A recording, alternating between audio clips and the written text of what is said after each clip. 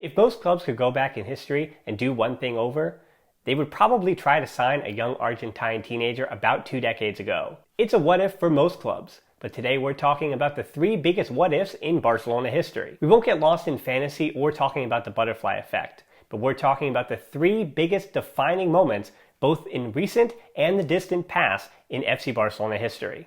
Hi, I'm Dan Hilton, and this is the Barcelona Podcast YouTube exclusive. What if Neymar had stayed at Barcelona? For regular listeners of the podcast, you've heard me mention this a bunch as being the first domino to where Barcelona is today.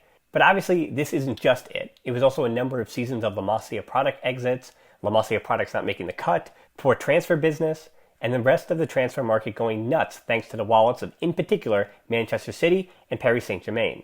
But getting caught off guard when the man who was prophesied to be Messi's successor is plucked away as you're bringing in a new manager left the club in a precarious position. 222 million euros was the number, because it was a release clause on his contract. The Brazilian was the most expensive transfer in football history. The rule in Spain is that the player himself must activate his release clause, and even though La Liga rejected the payment, Neymar still made the move to the French capital in the summer of 2017. And we all know the rest too. Barcelona used the money on Ousmane Dembélé of Borussia Dortmund and Philippe Coutinho of Liverpool. In the 2017-18 season, Neymar scored 28 goals with 16 assists in 30 appearances in Paris.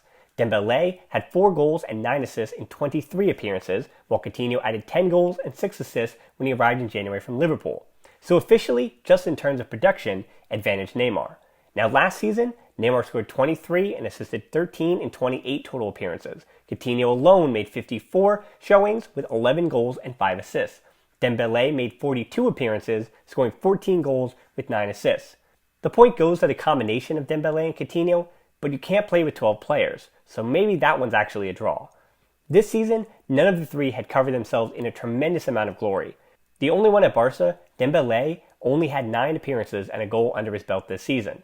Coutinho has 9 goals and 8 assists at Bayern Munich, and Neymar has dealt with injuries again, but still managed 18 goals and 10 assists in 22 appearances in Paris.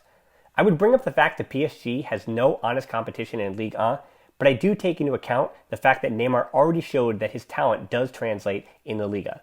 In the treble-winning season, Neymar scored 10 Champions League goals. The trident he formed with Messi and Luis Suarez was unstoppable. Does the decline of Suarez matter as much with Neymar still by his side? Does Neymar still get injured as much? On talent alone, you take Neymar.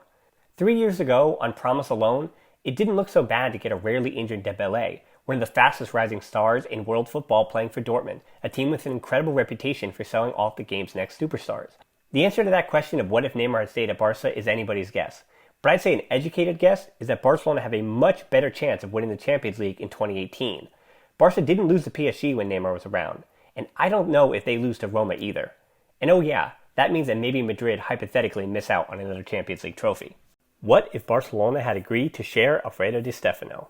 Di Stéfano made his name playing for the La Maquina River Plate side of the late 40s, but due to a players' strike, led by Di Stéfano and others, he moved to Millonarios in Colombia in 1949.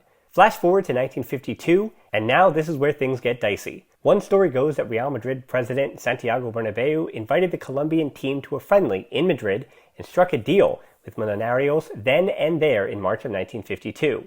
Shortly thereafter, Barcelona struck a deal with River Plate, who held the player's registration rights for when he was legally supposed to return to the Buenos Aires club.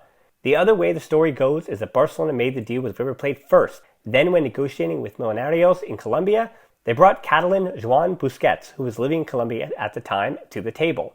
Unfortunately for Barcelona, Busquets was a director of Millonarios' local rival Santa Fe, and when the Catalan club's offer was too low and promptly rejected, it seems that talks broke down completely.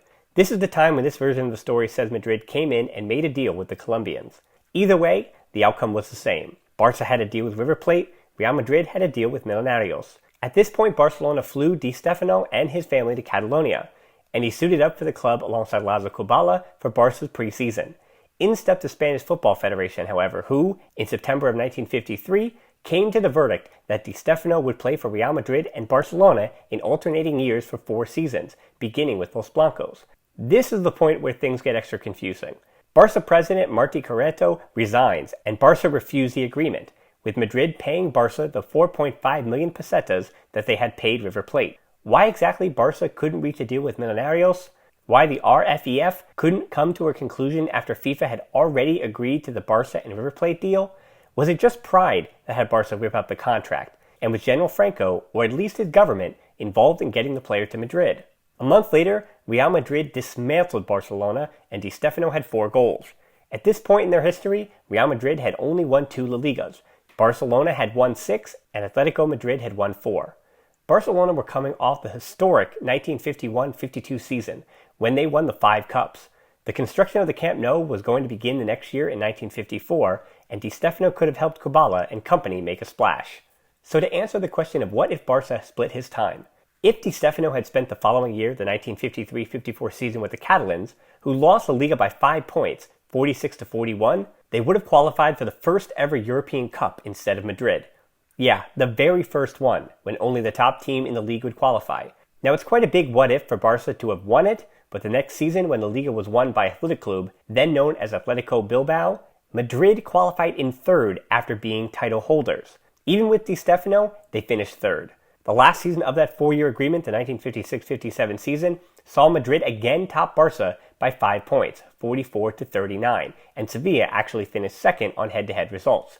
Looking at the history of the two clubs, maybe Barça are still largely Barça in future decades, with or without Di Stéfano. Real Madrid, on the other hand, most likely don't become the Real Madrid we know today. What if Barcelona had won the 1986 European Cup? As I said, Barça would still have had to win the European Cup, and they did have their other chances. Even without Di Stéfano, Barça made the 1961 European Cup final against Benfica in Bern. Sander Koches put the Blaugrana up early, but 3 goals on the Portuguese side, one of which was an error by Barca's legendary goalkeeper Antoni Ramallets, put Barcelona in a hole. Zoltan Zibor got one back, but Barcelona missed out on their first chance at European glory. 25 years later in Seville, they got their second chance, a chance where they were the favorites this time around against Romanian side Steaua Bucharest. It's a painful memory, but one we have to revisit. Led by Terry Venables, Barça had the better players, captain Jose Ramon Alexanco and Migueli bringing leadership to the back. German Bernd Schuster and Zaragoza-born Victor Munoz patrolling the center of the park with steel and menace. Angel Pendraza and Marcos Alonso on the wings, and Steve Archibald up top. The Blaugrana were the better side. But not on that night. Unable to get a goal, the match came down to penalty kicks. Helmuth Duckadam became the hero of Seville, as he stopped all 4 Barça penalties, and won the Romanian club their only European Cup. This what if is interesting though, because in hindsight, the darkness that followed may have led to the light at the end of the tunnel. Schuster in particular didn't have a great relationship with multiple figures at the club, especially President Josep Luis Núñez, who had to deal with the players' rebellion, affectionately known as the Hesperia Mutiny. Schuster went to Madrid after 14 of the 26 players were dismissed from the club, and he was also probably the most talented of the bunch. Does all the consternation happen at the club if they had all tasted European glory 2 years earlier? Maybe, but money still talks. But if things don't get as bad as they did, does Johan Cruyff ever get hired? And does the dream team ever happen? Either way, Barcelona would have 1 European Cup. But in the one scenario, they don't have the mind of Johan Cruyff to forever change Barcelona's trajectory. These are the 3 I picked, and if you have a choice of your own, leave that down in the comments below.